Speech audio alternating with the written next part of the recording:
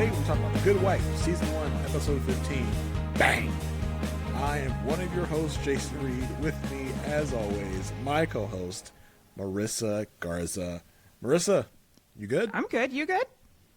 I'm good. I'm so good because we were talking about this before the podcast. Like, we were freaking out about this episode because it has so many origin stories for the series, going forward. Yeah, people, mark this one in your books because this is a huge episode for The Good Wife because it has so many people that will be important to the future of The Good Wife, even The Good Fight. Yeah. So there's a lot of people here. Like I was talking to Marissa, who, you know, I'm not even sure if she watched this movie, Deadpool Wolverine, where that movie talks about anchor beings, basically people that are crucial to the universe, crucial to the timeline, that if you took them out of that universe, then things would start to unravel. They wouldn't be the same. And we meet two anchor beings in this episode here that are going to be vital to the storylines in the future. And if you haven't watched the show, you're probably like, this was a good episode, but I don't get it. Why you're so excited? Just keep with it. It will pay off in the long run. And if you are doing a rewatch, I hope you had as much fun as we did, like seeing all of these pieces come together in this one episode. Yeah, you don't understand why when someone gets mentioned, like, oh my God, it's this person. It's time. They're here. Yes. And I mean, we talk about it all the time. That's the fun of going back and watching this show, because it's far enough in the past where you don't remember when and where things come in. So then when they happen, you're just like, you're so super excited, you know, not as excited as you were when it first happened because you didn't know you were supposed to be excited.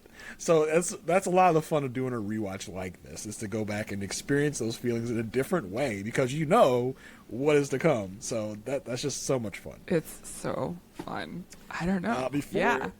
Before we get too deep into it, we want to remind you all how the fun and easy, it's not fun, the free and easy ways that you can, it could be fun, that you can support us. So no matter what you're listening to or watching us on, there's some way to rate us, let us know how we're doing a good job, whether it be, if you're on Apple Podcasts, you can leave us a written review and leave us a good rating of 5 stars. If you're on Spotify, just leave us 5 stars. Any podcatcher you listen to us on has some sort of rating, so please rate us the highest you can on that platform. If you're watching on YouTube, you can comment on the YouTube down here, and we'll get back to you in the comments. We always are checking them. If you can leave us a thumbs up, we'd appreciate that on the YouTube. Also, if you want to conversate a little with us, we can always email us at thegoodpodfeedback@gmail.com if you have comments, questions, anything else. As always, we appreciate any feedback, any rating that helps us out, because ratings and reviews are kind of the lifeblood of podcasts. So those always help us. And I do want to shout out someone. I did promote this podcast on Reddit, on the Good Wife Reddit, which, it's actually a pretty good community. Reddit, you can always get a little iffy on these Reddit communities, but the Good Wife Reddit board is a pretty decent one. So, I promoted the podcast and said, hey, if anyone's doing a Good Wife rewatch, or you just want to relive the memories, I'm doing a podcast with my good buddy, Marissa Garza. And, I got some responses like, hey, I just started a rewatch. Hopefully I'll be listening to you guys. So listen, if you're out there, you saw that Reddit message, welcome. I hope you're enjoying it. And then I found a feedback from someone on that feed that said, hey, been listening to this while doing my rewatch. Great podcast. Thanks, you two. And that user was Sosumi Rogue. So thank you so much for the kind words. Yes, thank you. I love being like, that's also high praise. Like, I listen to you while doing X. Also high praise for podcasters. We love to be part of everyday lives. Like, it's really great. So thank you. Listen, I crave validation, so I'm all about that. I'm not afraid to admit that about myself. Okay? I'm comfortable with it. Yeah, it's good. So we got all the stuff out of the way, the housekeeping out of the way. Marissa, take us into the episode. this really huge monumental episode, which for me, the case of the week was kind of like, yeah, sure. But we're getting some big intros here through both the case and through the family goings on of the week. So let's dive into it. Yeah, I am going to say most of the case details will probably be yada yada because of the other important things that are happening in this episode. But we do have a case of the week, and that is the case of Brad. I forgot to write down his last name. Brad Broussard. Oh, yeah. Brad Broussard is being accused of murdering this guy with the last name Wagner, basically in a Bernie Madoff type of situation. The people in this courtroom are like mad at the guy who died. You took my money, you stole my money, all of this stuff. So it's a contentious courtroom, high profile case. And we start by seeing also that his girlfriend, Brad's girlfriend, is pregnant, and she passes like an ultrasound picture through Alicia to Brad at the start of the trial. So there's a lot happening within the beginnings of this case. Yeah, it was almost like they were like, how do we talk about the Madoff thing without talking about it through Madoff? Like, how can we kind of circumvent that? So, I mean, they kind of like, like Wagner's kind of the middleman who screwed Brad out of the money. So then that's the motive that they're giving for Brad killing Wagner. It was Madoff adjacent. Yeah, definitely. It was in the neighborhood. It was in the ballpark. They name checked Madoff like once to link it, and then they're just like, and we're just going to kind of move on from the Madoff part of it. So we're just going to kind of focus on this right here. Yeah, and the case really didn't, like, the motive of I lost a lot of money was discussed a couple of times, but really the main thing here is a man was shot in a parking garage. Like, that's, like, when you get down to it, a man was shot in the parking garage. They think that Brad did it. Brad was Wagner's bodyguard, so he was around. When he was found on the scene, he was around. When he was, different things happen then with a gun. And you have to kind of like trace where the bullet went, how the bullet went, different places. You're going to call in a ballistics expert. And if there's one thing about The Good Wife and The Good Fight, is they have everyone's favorite ballistic expert, Kurt McVay. And we get introduced to Kurt this episode, and I could not have been happier. Yes, because, you know, when we get through the start of the case. By the way, just like for the start of this case, it's always good to see Diane doing always her thing. Good, yeah. And when Diane's like, so what just curious, when you came upon the scene, they're talking to one of the officers that arrived on the scene. So what did you observe my client doing? Just curious. And was he strangling him? Was he strangling him? Like, oh, you saw him giving CPR. Would someone that killed this man do that for them? I just love how Diane is just like, Diane's doing her Diane thing. But yes, later when we're in the conference room, we hear Diane has lost her ballistics expert. I'm just like, go on. And then Will pops his head in the door. He's like, hey, Diane, I know you lost your ballistics expert. I think I got a guy. It's like, oh, do you, Will? Is it who I think it is? And then, yes, it is Kurt McVay, a.k.a. Gary Cole is the actor's name. You know. From everything. Like, everything. I think probably his biggest, his entrance into the public consciousness is, of course, of Office Space. Yes. He was the boss. I talked like this. Yes. He was kind of the avatar of all the bosses we hate out there in the world. He's gonna need that's where he got it. Those TPR reports. Yeah, TPS reports. Oh, sorry, TPS reports. Get it right, Marissa. But yeah, so I mean, and he's kind of just in every single. He's one of those people that's been in every single thing. But of course, most well known for Office Space. He's also taken over the lead in the NCIS main franchise. He was also in Chicago Fire. He was great in Veep. That's something that I remember him from. He was in Suits in West Marissa. Wing. He was in Suits. He's like basically everywhere. You need an official sounding older white man, you go to Gary Cole. Okay, that's your guy. That's the man. So yeah, he's big, and you know, it was interesting seeing him here, knowing. And listen, and we'll talk about our other person too. It was interesting. It's like you look like babies. Like y'all look so young. Like there's no gray anywhere. It's just like he's still got like the brunette, like blonde hair or whatever. It's like, oh my god, you look so young, Kurt. Just knowing what he looks like throughout the progression of this show, because I mean, we're talking like, we don't want to give too much away, like, but he's around for a long time. He's around for a long time. Okay, so just to see him from when he first started to where we left off with him was so interesting. Yeah, and I loved going back to this first interaction between Diane and Kurt, because introduced by Will, yes, which is not something I remember. Yeah. It was like, oh, so Will is the person that you know introduced Yes. the two of these people.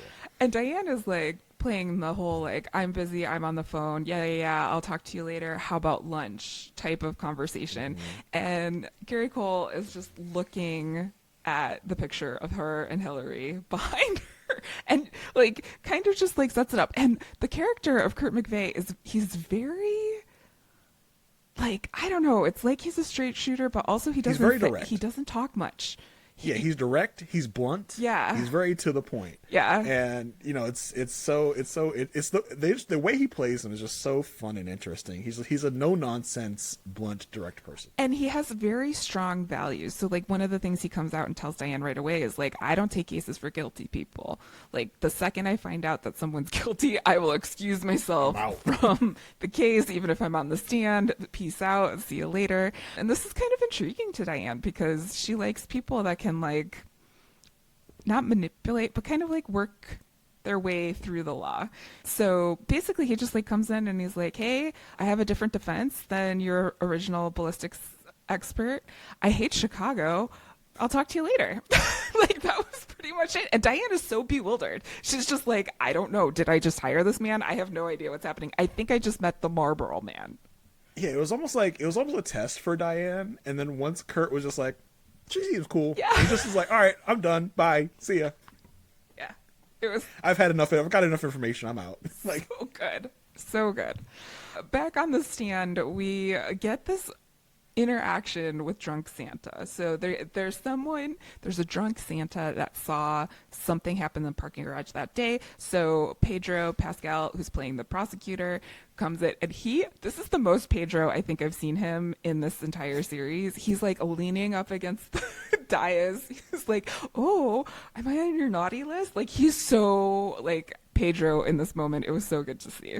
He's turning on the charm because like the only other instance we've seen Pedro is kind of arguing against Peter, which is kind of like a very, you know, serious case here. But now he's kind of having fun with it. He's kind of turning on the charm here. Yeah, and also playing way into the Santa thing. And he's wanting the jury to know that, like, this guy, this Santa, you got to trust Santa, right? Like, he's Santa. Mm-hmm. This Santa guy saw Brad in the parking garage, to which then Diane tosses the ball to Carrie and says, hey, take this guy down. And Carrie steps up. Like, we were just saying, I think, like, last episode that we hadn't seen him in action in court very much, and he steps up to the plate, and he also does his version of Carrie charm. Yeah, hey, Santa, can I tug on the beard, Santa? Oh my gosh, it's real, oh my gosh. But then he just totally turns it around. He eviscerates Santa. Like, he does the whole demonstration of like, so you're telling me that you were like, he establishes for us and the jury, like, Santa liked to drink some hooch. Santa likes to get drunk. Santa likes to get blackout off his ass drunk. So Carrie's like, so you're telling me, man, that you saw Brad from 55 feet away. And he demonstrates how far 55 feet away is by going all the way out to like the entrance of the courtroom. You're telling me that you saw him 55 feet away, drunk, and you can actually effectively tell me that it was this man that you saw. And Sam's like, well, I of course I wouldn't lie. Like, I know what I saw. And Carrie's just like, you know, he does his thing. Like, I mean, obviously Carrie's been doing some work that we haven't seen. Yes. Because last time we saw Carrie, he was nervous. He was tripping over his lines. Alicia needed to be there to kind of hold his hand a little bit.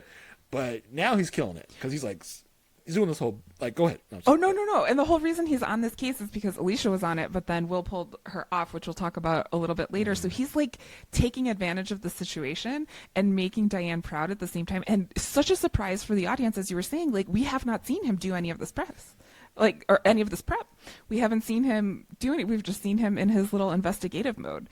And he also throws a little zinger at the end because apparently this drunk Santa was in a porno film called Ho Ho Ho. And at the end of his little questioning there, Carrie did make sure to mention Ho Ho Ho and got a little smile from Diane, which I thought was fun.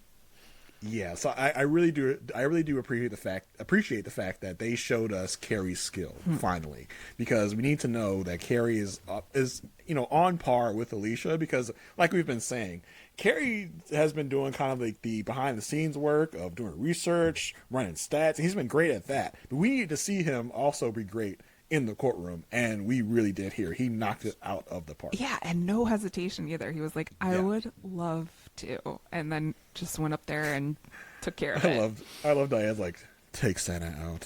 Like, oh my gosh. So good. Next up on the stand was Wagner's partner, Knox, which turns out, like, Mr. Knox turns out to be quite key in this whole situation. They learn that his alibi is his wife, so they're going to go try and question Mrs. Knox to kind of see if that alibi is tight and whether putting her on the stand is a good idea. And here, still the unnamed. I know we've kind of spoiled this for people watching it the first time. You probably have not heard of this guy's name, but this guy's name is Julius, and Julius goes with Alicia to go question Mrs. Knox. And I thought the interaction at the front of the door was also quite funny. Yeah, it was so cute. He's like, make sure you get your name out there really quick, because they know that these people are like high class in the Chicago scene, and they know that Alicia's name will curry some favor. So like the wife opens the door, she's like, I'm Alicia Florrick, and it doesn't work at first, but she screams like, hey, again, I'm Alicia Florrick, and then it's like, okay, fine, you can come on in. Yeah, but I do want to take a tangent. Okay, yeah. And do this week's segment of the good wife is stalking Jason in the real world. Oh, what's happening? Okay, so I listen to audiobooks. Okay. Oh yeah, yeah. Yes, I told you about this kind of, Marissa. I texted you about it earlier this week, but there's a part of this you don't know. So I've been listening to the Alex Cross series of books by James Patterson. So I listen to audiobooks, something I do while I'm not listening to podcasts. Those are my two things I listen to: podcasts and audiobooks. So I started a new Alice Cross book. It's probably like book number, I don't know, 12 or 13 or something. And so Alice Cross is narrated. There's two narrators in the book, Alice Cross and usually the villain. In the next books, Alice Cross is narrated by Andre Brower, who we know from many different things. He's was R.I.P. Sorry, Andre Brower. He was a very famous guy, so we know him from a lot of stuff. But he narrated this Alice Cross book. He is Alice Cross, and the villain of the piece is Zach Grenier, who is AKA David Lee in the Good Wife. So I texted Marissa like, "Oh my gosh, you won't believe the narrators of this book I'm listening to. Like, it's all good wifed up. We got two people from the Good Wife universe." And then Marissa, the part I didn't tell you, I finished that book. And then the next Alice Cross book, freaking Alice Cross is narrated by Michael Boatman, a.k.a. Julius Cain. Oh. Yeah. So the Good Wife is stalking. That's what I had decided. So in tune, like your vibe is the same as the show, and so like it's just gonna find you wherever you can. It finds me. I think it's like maybe the third week in a row that we've talked about how the Good Wife just keeps popping up in my everyday life. Just the actors doing different things. So that was another case of just like, oh my gosh, how much more can the Good Wife invade my life? I think you need to come visit Chicago and see what happens. Putting in the middle of it all. Yeah, I would do it. But yeah, I just want to go off on that tangent as we mentioned Julius Cain and Michael Boatman. So yeah, so please, I'm sorry for the interruption, the tangent. Go ahead with the story. No, please go. It's a good story. Yeah, so Julius is there, just like holding an umbrella for Alicia as she's introducing herself. They finally do get inside. A side note of my own: if you have watched The Good Fight, this house may look familiar. This is my theory, testing my own memory here. I don't want to go talk too much about it, but I'm just putting a pin in this house for a minute. They end up talking to Mrs. Knox. Mrs. Knox is like, yeah, like I'd be great on the stand for you, but my husband's not going to let me testify because of spousal privilege. Now, here's the thing. I am a single woman, okay? Mm-hmm. I don't get any freaking privileges. I don't get I have to testify all the time. I don't get a tax break. I don't get all of these things. Being single is expensive and vulnerable. And I just have to say, the fact that this whole situation can happen is just a little too much for me. And the whole conversation that happens after this, like, Will is like, the court really respects marriage. Like, they don't care that they're not sleeping in the same beds. They don't care that they're not talking to each other. A marriage is a marriage. And I thought that this quote from Diane was really interesting. She said, marriage, an institution fraught with ironies. And we have this conversation about marriage in this episode where we haven't really talked about what's going on with Alicia and Peter yet, but marriage is quite a big theme here of The Good Wife. So I'm just bringing my single person's perspective to this of like, hey, like coupled up married people, you got some privileges here that us single people don't necessarily have. Yeah, I mean, and the show itself kind of points out the difference too, because they're like, yeah, you know, Knox and his wife are protected, but Brad's girlfriend can't even visit him in jail because they're not officially married, and she's having the man's baby. Right. And I can tell you, as a man that's been married for over 10 years, I only got married to my wife so we could commit crimes together, so we wouldn't have to testify against each other. I'm so like, don't say this online. What do you mean? What's the problem? That was the only reason we got married, to take advantage of that privilege. So yeah, that's it. I mean, why would anybody else want to get married? No, I know, like, but it's just like you don't really realize, at least I don't really realize, because that's not the world I live in, how much getting married can affect the rights and the privileges that you have to information and other things in life. I mean, it runs through all parts of life. I mean, it runs through, you know, the focus of this is like, you know, testifying, jail, but also in medical decisions. Yeah. Right? It's just like you can't make decisions for each other unless you are married. That's the only thing. Like, courts respected, medical institutions respected above other stuff. So it definitely is a interesting kind of examination to make over, you know, you could be someone's partner for 20 years, but if you're not legally married, it doesn't matter. And if we're looking at the people who are in this conversation right now, it's like just like a conversation outside of Diane and Will's office. I think Alicia is the only person that's technically married. Will's not married. Diane's not married. Carrie's not married. Kalinda could be married, and we don't even know. That could happen. That's like, we have no idea. But it's definitely like a theme, and I liked the phrasing here of an institution fraught with ironies of like that is what we're kind of exploring here, at least with some of our characters. So interesting side conversation as they were trying to figure out what to do with Mrs. Knox, and if we can get any information out of her, get her to pierce the privilege here and go outside of it. So they decide, okay, let's go ask this daughter that she has that we never saw, but like let's go see if like mom and dad had a conversation in front of their daughter and the daughter has some information. Yeah, I did like when they were talking to Mrs. Knox, they were like, so if we did get you on the stand, like, would we be happy? She was like, oh yeah. You'd be happy. Like, I got some stuff to tell, but it's not gonna happen. Like, she was so confident, like, you're not getting me on the stand, but if you did, you'd get some good stuff. Like, it's like, okay, challenge accepted. I did love how the conversation was like, yeah, we're lawyers and we respect the law, but let's figure out how to get around the law. Yeah. Which is also like the law is an institution fraught with ironies. You know what I mean? Like people are going in and out of all of these things. Yeah, and it was so interesting though because they talked through a couple of strategies. Like, let's try and go through the daughter. Let's try and use the fact that Rachel, aka Mrs. Knox, is Irish, and let's say this was a green card marriage. But we don't really explore either of those strategies. Like, why did you waste your time talking about this and then didn't even follow up with anything about that? It was so weird. Well, because there was so much else happening. There's so much happening. Because Kalinda is going to the FBI to try and find out like more about this case and also Peter's case, which we'll talk about in a little bit. But there's definitely, vibes between these two characters. And they are going to have dinner later. But Kalinda's out meeting with old friends. Diane goes to visit McVay. And every time there's Diane and Kurt in the country situation, I think to myself, where the frickin' Illinois? Where is he? Is he in Wisconsin at this point? I have no idea. But he is out in the country. Diane had to drive a while. In the Chicago country. Where is the Chicago country, Marissa? I mean, I'm in the suburbs. I still don't see country. Like, I don't know where he is. I'm guessing he's up north towards Wisconsin.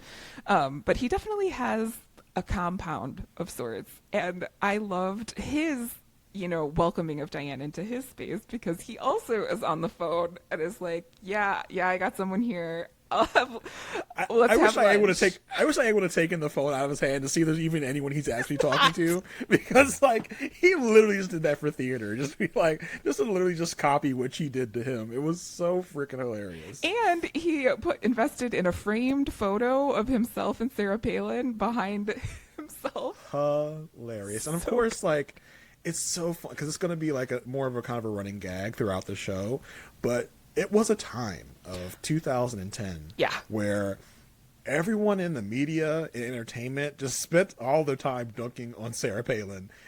This was like the Tina Fey SNL like era of I can see Russia from my house. Yeah, it was an era of our time to just talk crap about Sarah Palin and just dunk on her constantly, and it was prevalent throughout society and entertainment. So it was interesting to get to look to again time travel to 2010 and just see what the world was doing at that time and like what we're doing now. You know what I mean? Like the thing, you know, like the differences between like what we thought was bad then versus like what's bad now is.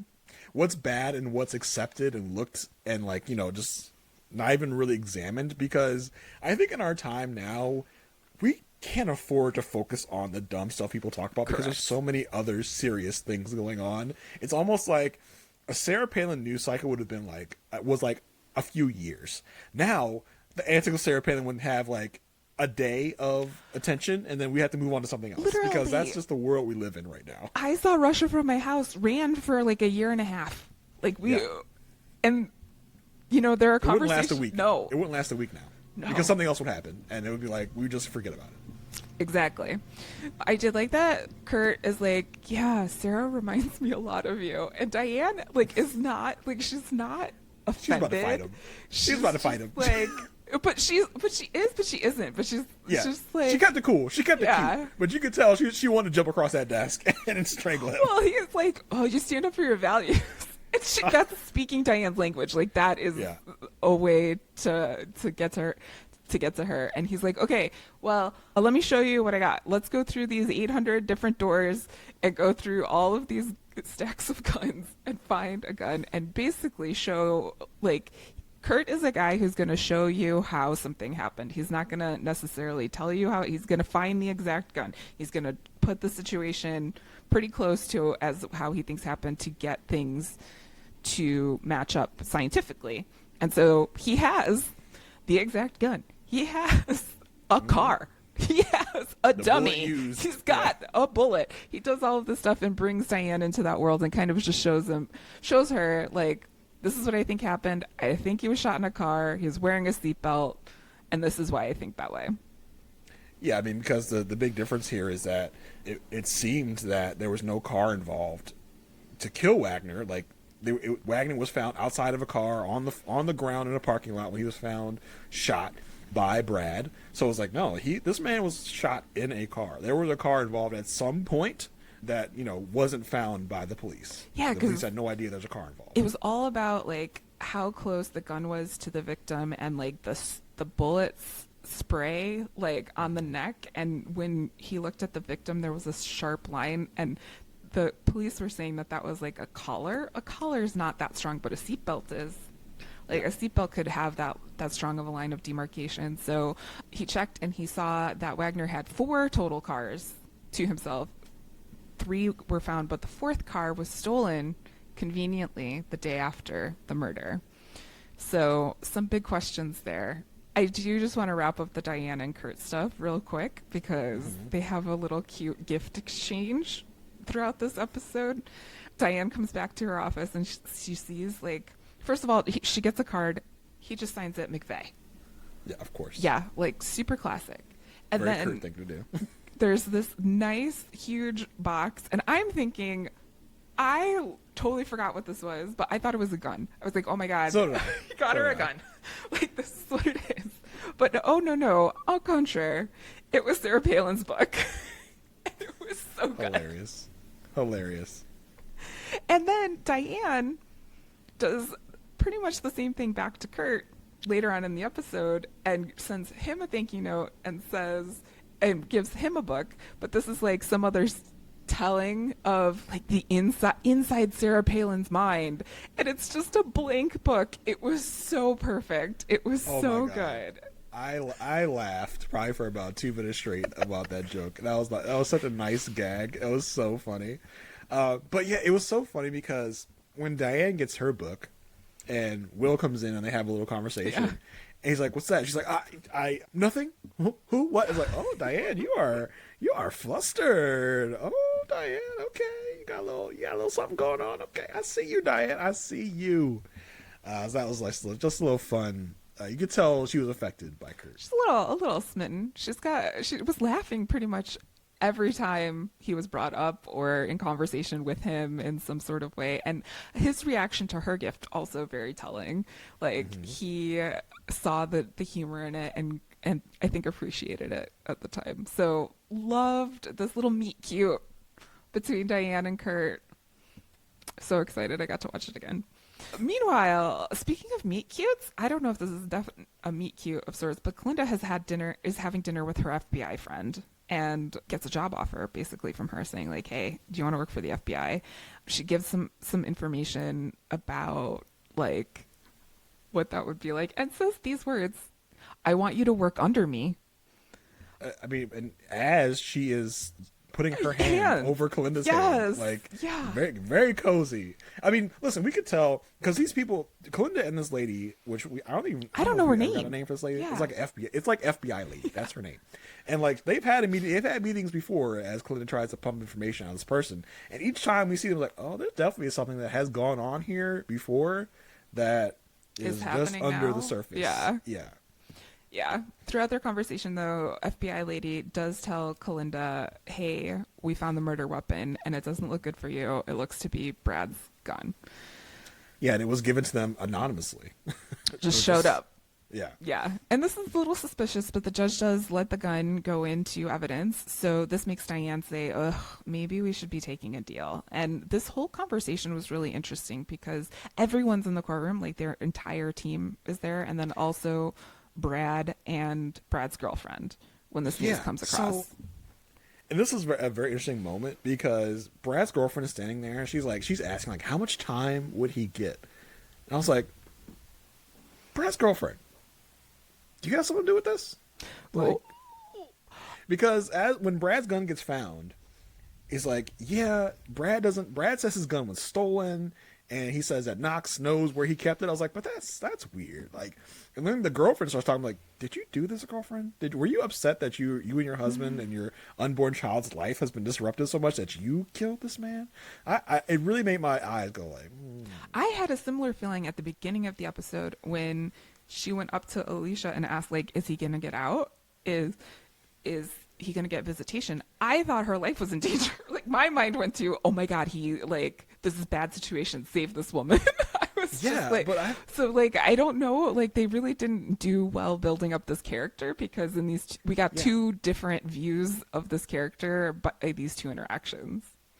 Yeah, because I was like, why is the girlfriend here for this strategy session? So I thought, because she started asking questions, and I was like, are you thinking of admitting you did this or something? I don't know.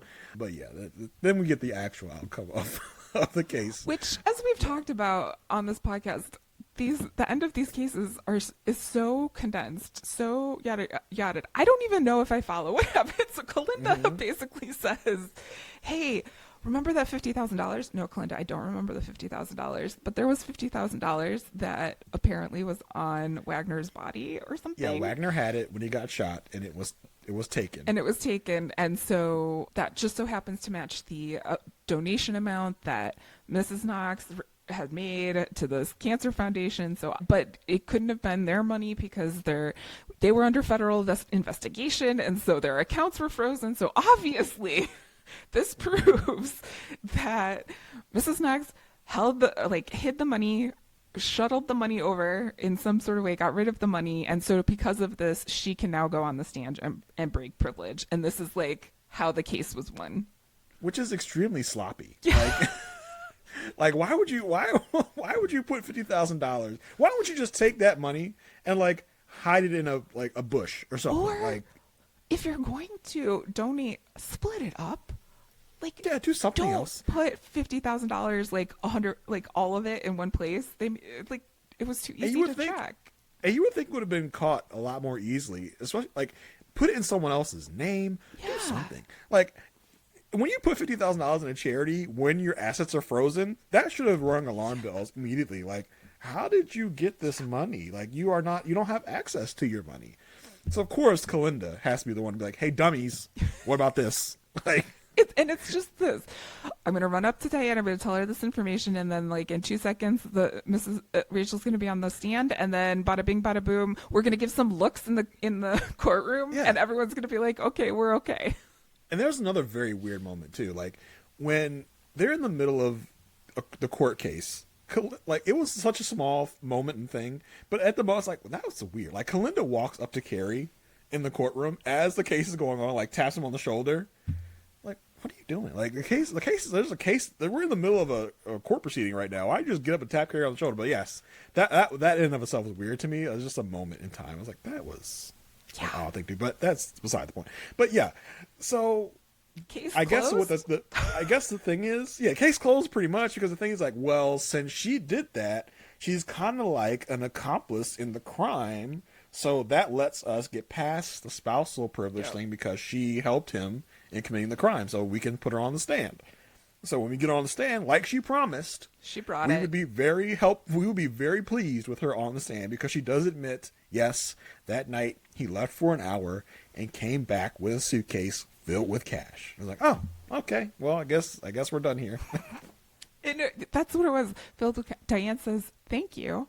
No further questions. Basically, looks to Brad. Brad looks to his girlfriend. Like, everyone's just like, all right, that's kind of like, you could have put, like, cheesy 90s music at the end of it and, like, da-da-da. We did it. 5 months later, Brad and woman we don't know. had a healthy baby boy. It's not what he wanted. I did like that from Alicia at the beginning when his girlfriend's like, he wanted a girl, and Alicia goes, men don't know what they want. I was like, that was pretty good. So that was the case of the week. The biggest takeaway for me was, of course, the introduction of our ballistics expert, Kurt McVay. And I think also this whole house thing might return. This whole family might return. In The Good Fight, I got to test my theory by continuing to watch all of these episodes, but it looked familiar to me. On the other side of things, last episode we saw that Peter has arrived home. And he is, again, I'm just going to be transparent. I do not like Peter.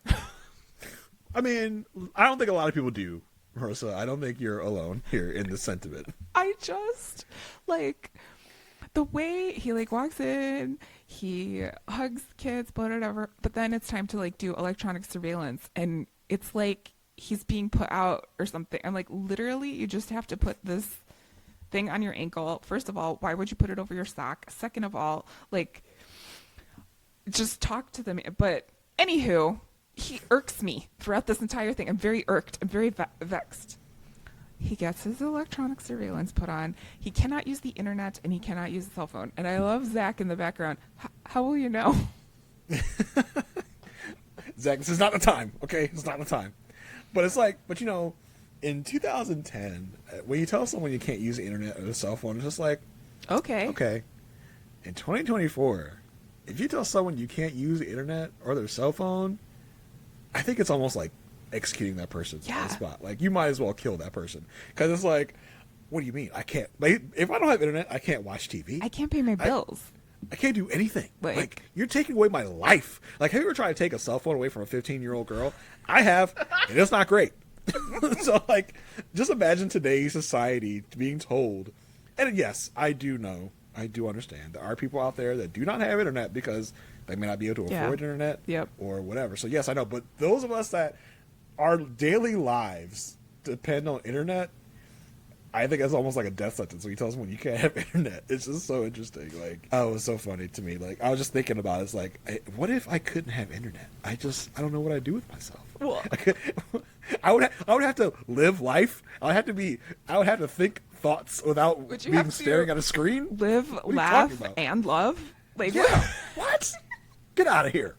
No way. Yeah, it was kind of a bit of a like timeline check along with Peter's watching of reality TV 24/7. Yeah. Yeah.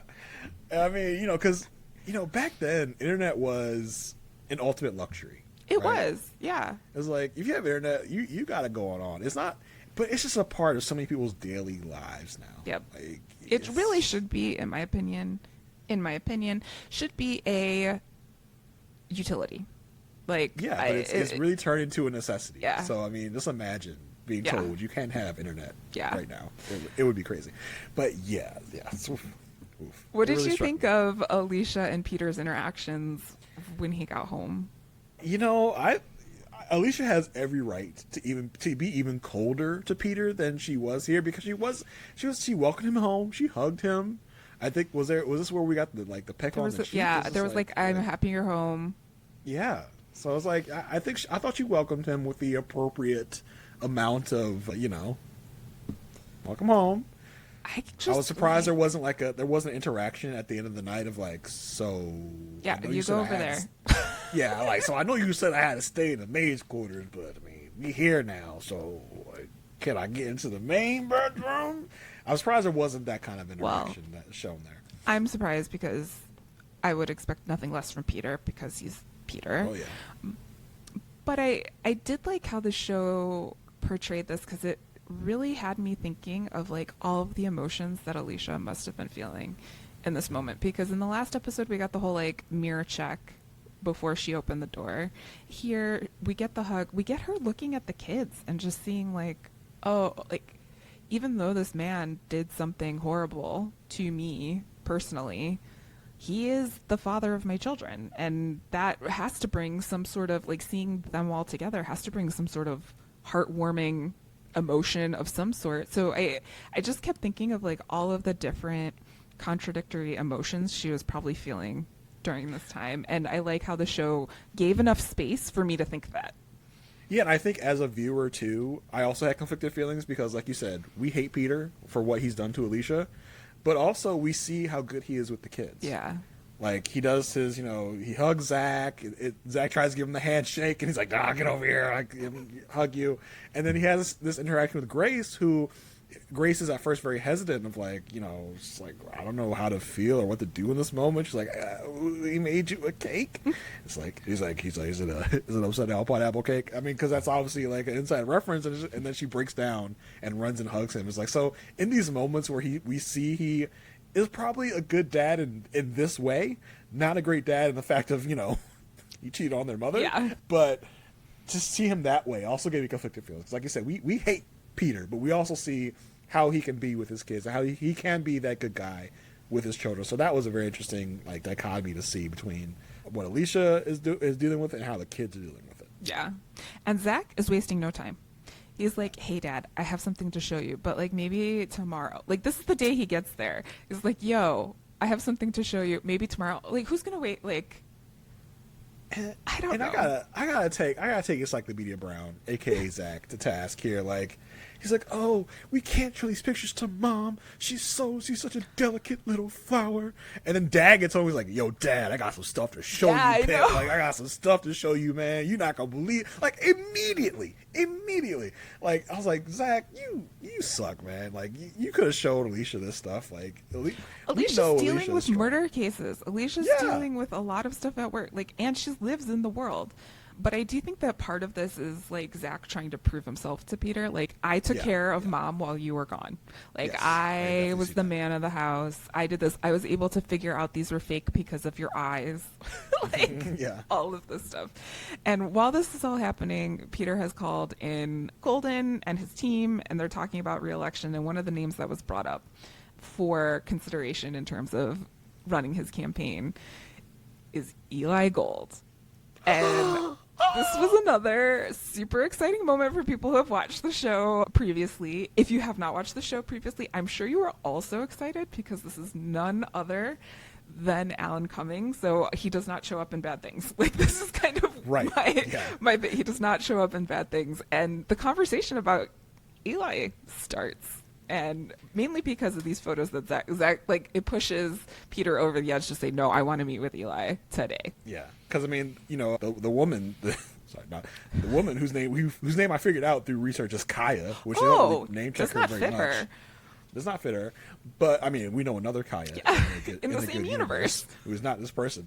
But you know, her and Eli get into this like kind of battle later. But when Eli's name gets mentioned, Kaya's like, "No, you cannot hire this man. This man is a warmonger. This man is trouble. This man is a bad man. Hiring him will like tell people a certain type of thing about you." But the pictures and all this stuff really is like Peter's like, oh no, they're fighting dirty, we gotta fight dirty, which means we gotta hire Eli. Yeah, it was also really funny because everyone was brought to the house while there was this beeping happening, and we could not find the beep. We've all been there, right? Like we've all had this happen. But it was Eli. When Eli showed up, he was able to find the source of the beep right away, just kind of showing Peter like, hey, I can handle things.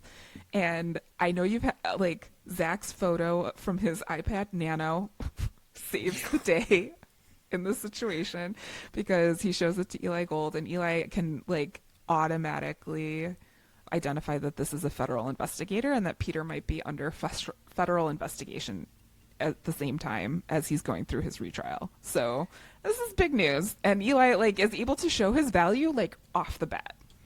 And Eli is another person that when I saw him, I was like, oh, he looks so young. Like, he doesn't even have gray hair yet. He's got gray hair like on the fringes of his hair. I'm just remembering what Eli looks like. I mean, listen, we talked about Kurt. Eli is even bigger than Kurt. Yeah. Eli is almost probably like in some episodes. It is the Eli show. Yeah. Yeah, for sure. He's a huge part of this show coming up. Listen, Alan Cumming, like. I almost want Eli to have some occasion to say the word murder. Yeah, no because kidding. for those of you that know Alan Cumming from Traitors, the reality show, you know he has this way of saying things like murder, like it's like and dollar. Yeah. It's like yes, he has the American accent and affectation here to his voice, but for those I don't know what nationality, if he's Irish Scottish. Yeah. So he has he's Americanized his voice obviously, but I just wanted to be like a murder or dollars like he does on the Traitors show. Yeah, Alan Cumming, who again in 1001 Things. I think the first time I ever saw him, which I didn't really see him, I guess, was Nightcrawler in X-Men 2. So that was my big introduction to Alan Cumming. And when I was looking up his like projects, of course he's been in 1001 Things, but then he has this show called Instinct, which is on like 2017. There wasn't even a show I was familiar with. Yeah. It was like it seemed like probably the thing where like Good Wife is over. Now we got to give Alan Cumming something because that's this exactly made what Alan happened. Cumming a name. So it's like, all right, Alan, you did so good on The Good Wife. We're giving you your own show, which lasted one season. Yeah. I just remember my mom was really into The Good Wife from the beginning because the whole Chicago Good Wife, like the whole political aspect of it all. But then when Alan Cumming showed up, she was ecstatic. She was like, we have to watch the show. Like, I'm going to love the show. Alan's here. I ought to do it. And I can't remember what he was on before The Good Wife that would make her that excited. You know what I mean? Yeah. But he's just that. I know he was in Cabaret before that, like, but we didn't go see him on Broadway or anything. So I don't know, like, where he was in the ether before now, but definitely loved by the Good Wife audience for many reasons, which we will see.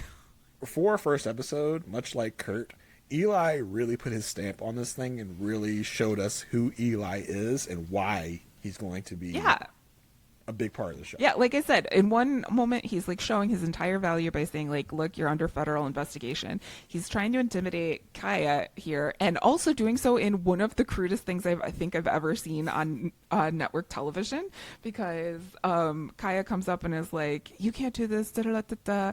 And he starts taking his pants off and says, I'm taking my pants off so you can kiss my ass. I was like, this is wild. Wild. So, how did that happen? So it kind of just shows like his character of he's really good at his job, but he also is like very crass, very, he's not afraid to say things. Yeah, because I mean, there's like this when they first meet with Eli, it's like, listen, we know who you are and what you're about, but we got to set some like ground rules if we're gonna hire you. Like, you can't be saying all sorts of crazy stuff in my house in front of my wife and my kid and my kids. So it's like Eli comes with a reputation. Yes, and he's also like very smart to go introduce himself to Alicia, because he knows, like, if he's going to take this job, she's going to be part of the deal. She's going to be in it. And I forgot how much I loved seeing Eli lie on her couch, just being there whenever she walks into her office. But what did you think of seeing this introduction between these two characters again? I mean, it's great because, Alicia walks in, she's like, who are you? And because Alicia's had this before. She's met with people like just popping up on her in her office. But, this will be a thing between her and Eli. And it's knowing that, seeing the first interaction was so fun. And Eli tells her, listen, we're going to be best of friends because we're both cautious. Yes. And Peter is not. So they're like, it's kind of like we're in this thing together. We gotta save Peter and do this thing together, the both of us. And Alicia's just kind of like, okay. Well, whatever you say, dude. Yeah. Oh, but it was so good to see Eli back, but Eli on the screen in general. Well beloved character. Taking just a little side quest to Elsbeth Land, do you think we will see an Eli Gold mention, an Eli Gold, like anything in that world? No, I'm just really hesitant to say that we will get any good wife in Elsbeth, knowing what we got in the first season and how they kind of, besides the mention of a character in the first episode of Elsbeth, there was really nothing else after that. I just think they're really trying to establish Elsbeth away from wife. I'm with you. And Eli's so Chicago, like it wouldn't make sense for him to show up. I would love for Elsbeth to be a good wife cameo fest land like the Good Fight was, but I just don't think we're getting that. I think they want to establish Elsbeth outside of the Good Wife. I think you're right. Do I wish that we would get like an FBI presence on Elsbeth and we find out that Kalinda has been part of the FBI since her Good Wife days? Yeah, I freaking love that. But I just don't know. I just don't think we will. We shall see. They have 20 episodes this season, so we'll see where it goes. One of the things that Alicia and Peter were talking about with Peter being back in the house is like this weird role reversal, which I always despise talking about. But he's like, haha, I'm staying home and you're going to work. Isn't that crazy? Isn't that so funny? No. Really. But Alicia, all the time. Yeah, Alicia comes home, and the way I was like, you do not get to hey babe her. You do not get to hey babe her. We're not hey babing around here. And again, that just goes to show Peter's mindset of just like, hey, we're back. Like, it's me and you again, babe. Yeah. And he's playing the Wii Sports. Which again takes me back. Well, it doesn't even really take me back that long because my wife and I just played Wii Tennis probably like a few weeks ago. We dusted off the old Wii and booted it up. Love and it. It still works. Played some Wii Tennis. So yeah, it definitely takes you back to that time again because the Wii and Wii Sports was an innovation of our time back in the day. Yeah. So that was fun. And again, it just kind of shows the relationship that Peter is reforming with the kids for, most of all. Yeah. And Peter wants to talk to Alicia and he looks at Zach and is like, don't worry, I got this. And I don't know. He does tell Alicia. Alicia's like taken back, like how could they hide this from her? But what I didn't appreciate was that Alicia's like, I'll talk to them. And he's like, you'll do it tomorrow after you drink this wine. Like, I just was like, just let her have an emotion. Don't just like make her calm down about it.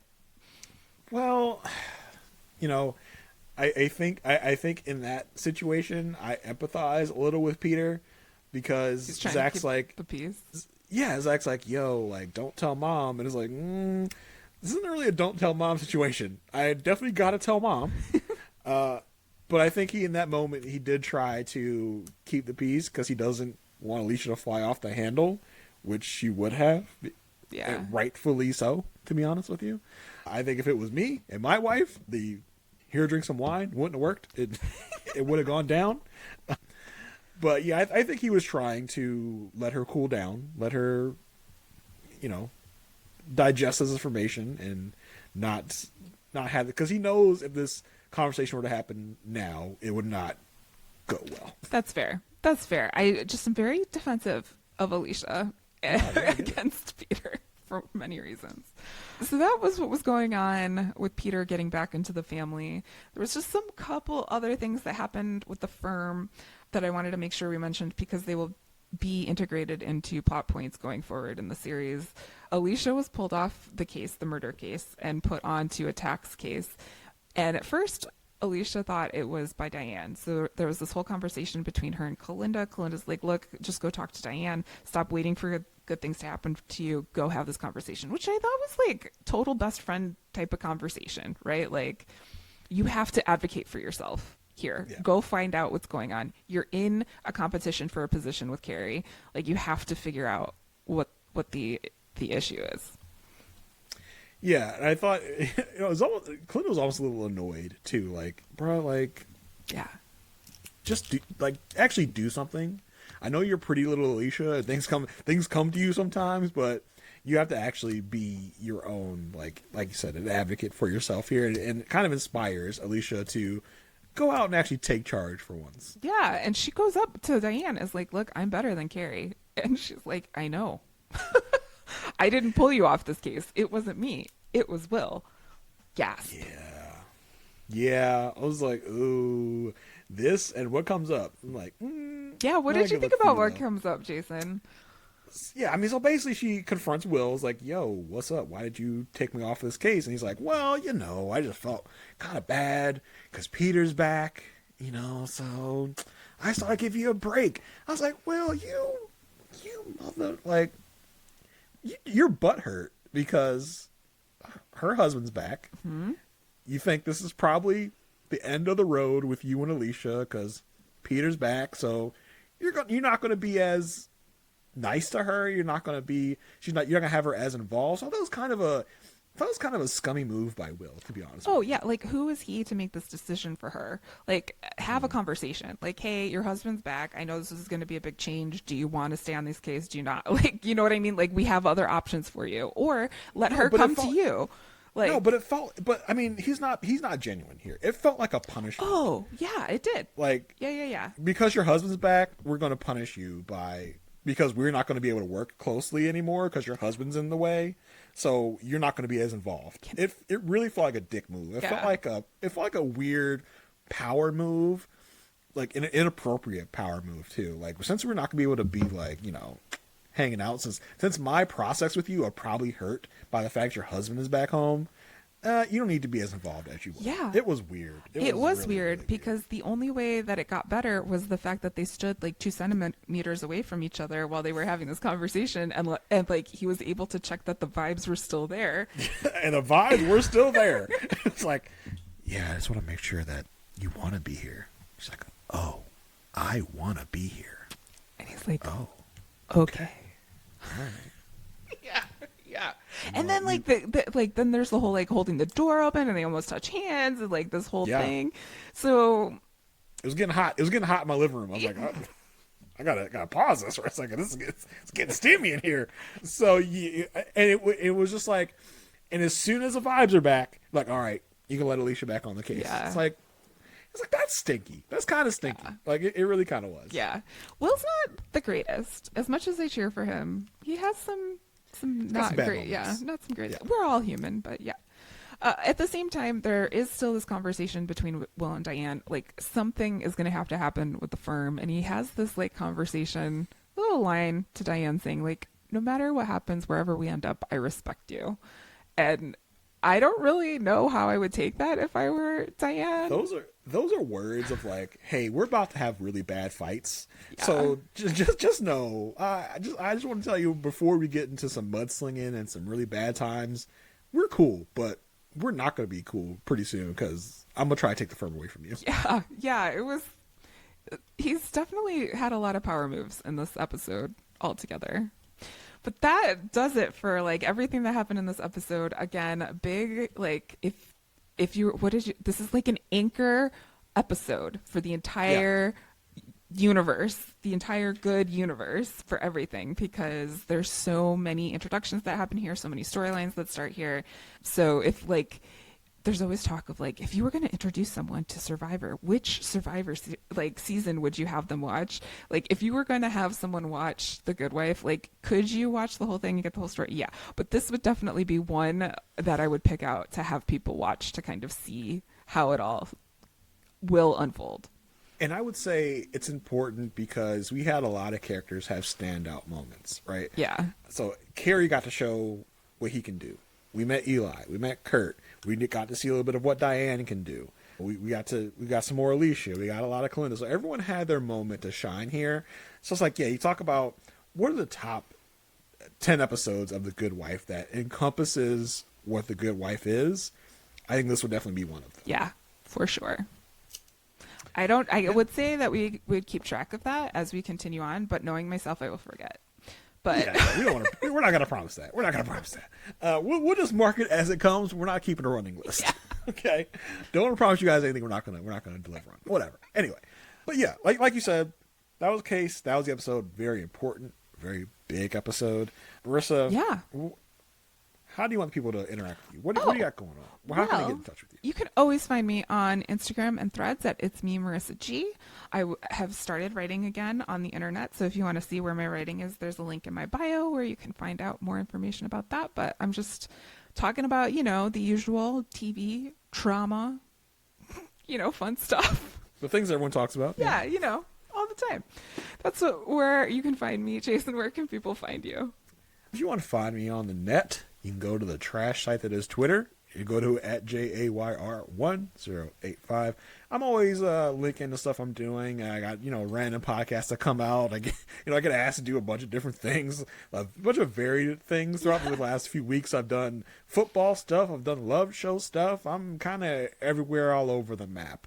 So if you want to find out what I'm doing, that's where you can find it at JAYR1085.